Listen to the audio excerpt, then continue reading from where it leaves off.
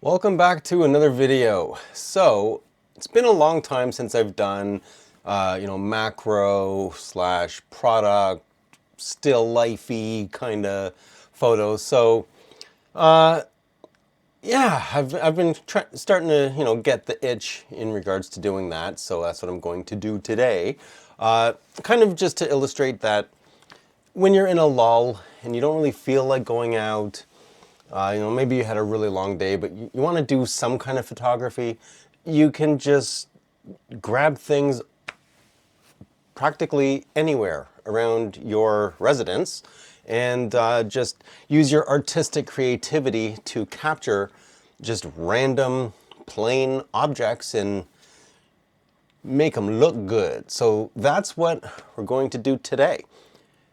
It's been a long time, so I don't know how any of these are going to come out, but let's get to it and find out, shall we? And obviously, I'm going to be using the Pentax K3 Mark III with the DFA 100mm f2.8 macro WR lens, because there is the AW one that's out now, and then there's the older one, which isn't WR. So this is the middle child of those three lenses. So that's what we're going to be shooting with today.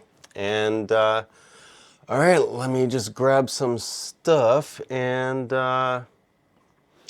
see how that goes. Let's do a shot here of something. Let's stick that on top of the box there. All right, let's see how this bad boy fares.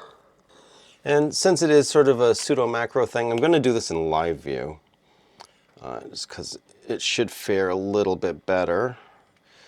Just going to drop my shutter speed down here. I'm going to raise my aperture to about f5.6, drop my ISO down to 400, and I'm going to go to, actually I'll put my ISO back to 800 and drop my shutter speed to 1/20th of a second. Lean back.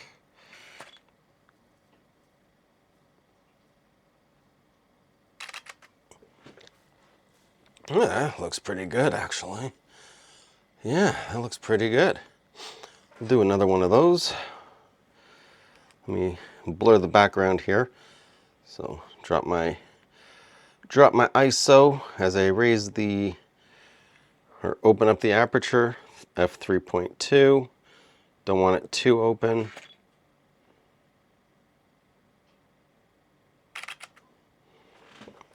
Okay, I think that looks good. Yeah, not bad, not bad. Did cut off the bottom a little bit there. Let's try that one more time. Lean a bit further back. Make sure I get there. We go. There we go. All right, what else can we shoot? Lots of stuff, lots of stuff. For example, you know what? Got this, shaver, razor. Yeah, all right. Nothing nothing spectacular. Let's just get the brand naming of the razor in here.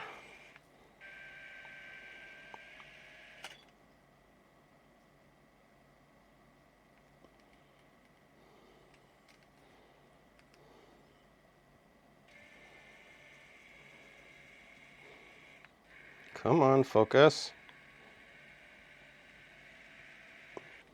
Nope. Right, let's get back here.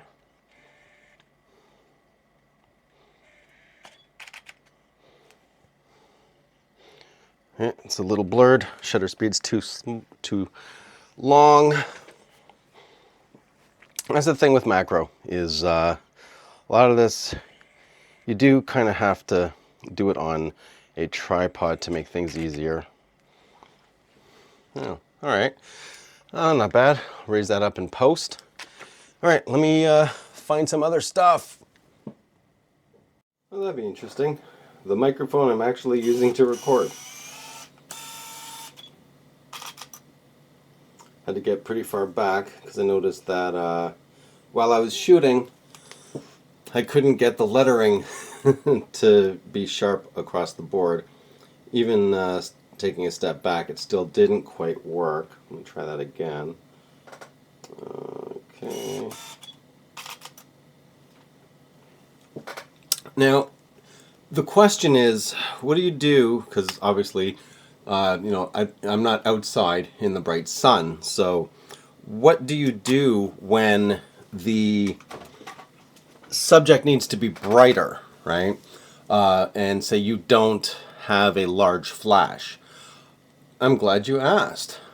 So what you can do is, you can use things to reflect light. I don't know, like a mirror or something shiny, piece of plastic, anything like that, where you can kind of create a reflection of light in order to brighten things up a little bit, or diffuse if the light is a bit harsh. But in regards to low light, raising your ISO, dropping your aperture, but that causes issues, especially with macro photography because you're so close to the subject.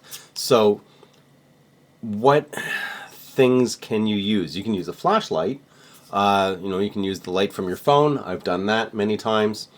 You can get like a mini light, something like this. It's an LED light.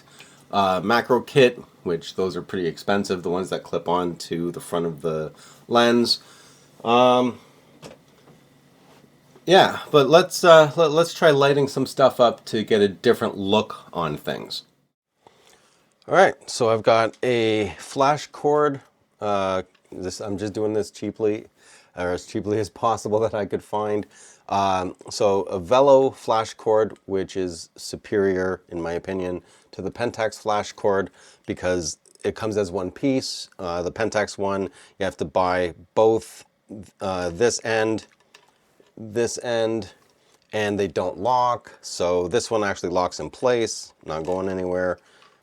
This one has the spinny thing, right, for you to be able to clamp onto cold shoe. So yeah, this is just a better cord, in my opinion. And let's just get some light here. Let's see, I'm at f8 ISO 800 at 1/30th of a second. Let's try that again. There we go. Much, much better. All right, let's get right up in there.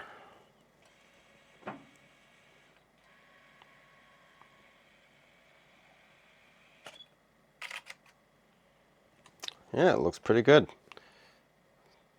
Do another one here.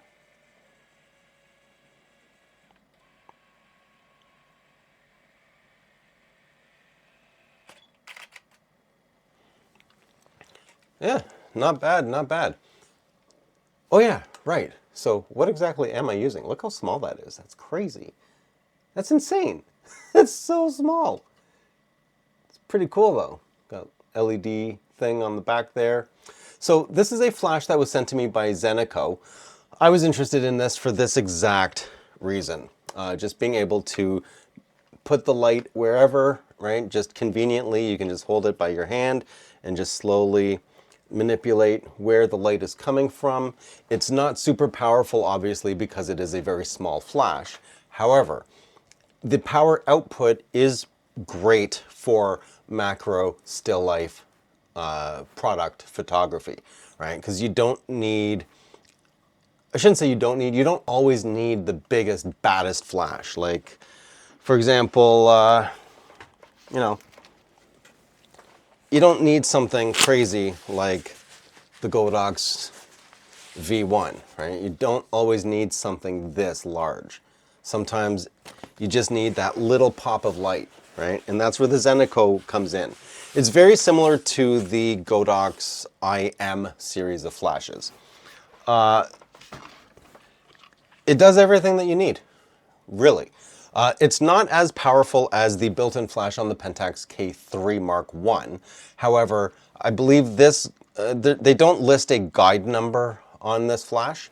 However, I'm guesstimating it's pretty close to the Pentax KP, which is known to have a very, very weak built-in flash. So if you are using a camera such as the K3 Mark II or the K3 Mark III that does not have a flash, or K1 that does not have a built-in flash, and you just need a little flash, you're not really a hardcore flash photographer, this thing is great.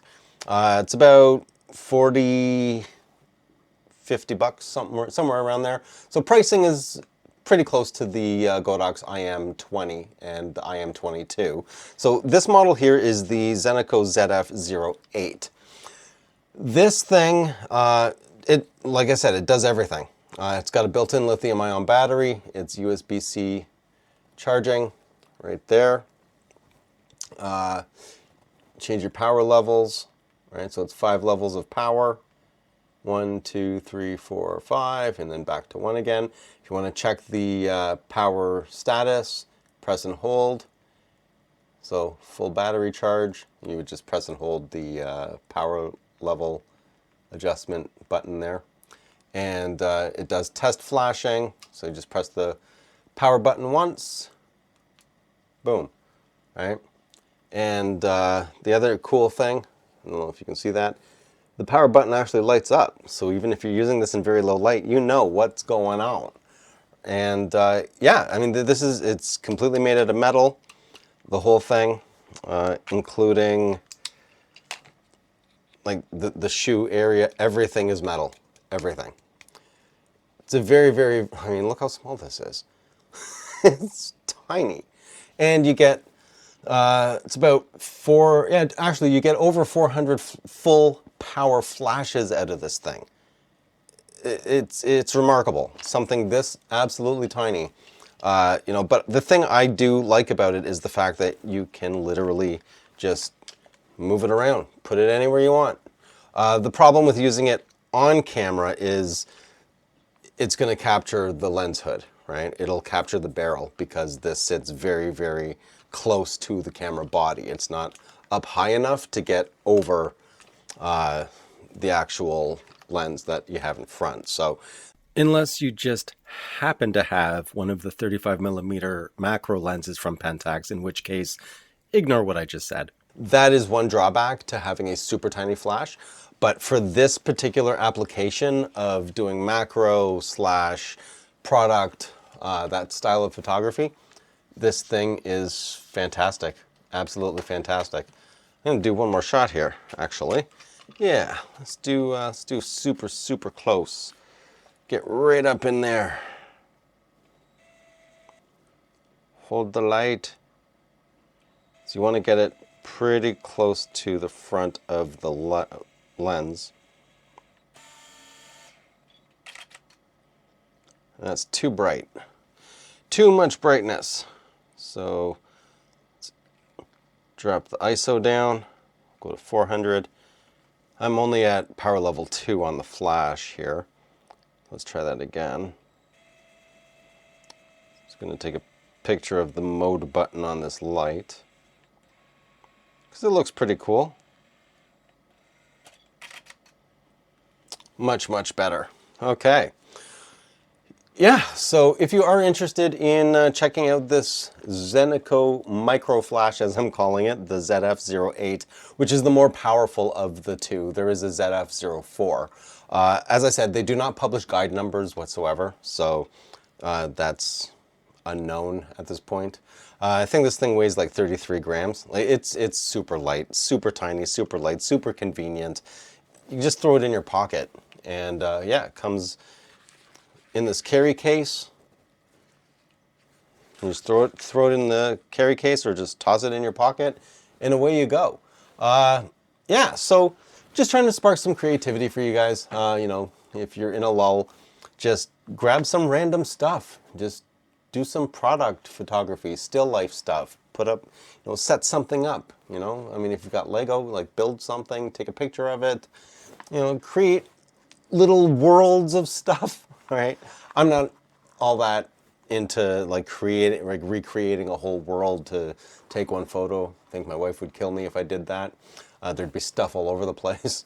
But yeah, hopefully this inspired you to just take a look around, see what things you have, and just practice lighting, practice different things, look at different perspectives on certain shots and things like that. And even if you don't have a macro lens, you can still do this. You can still do this.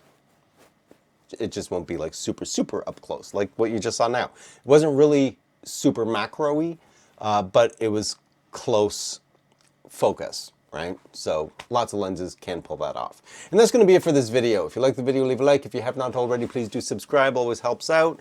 If you're new to the channel, please, please, please do subscribe. The algorithm loves that. Algorithm loves that too. It helps us all. And yeah, I'll catch y'all on the next video. I'm out.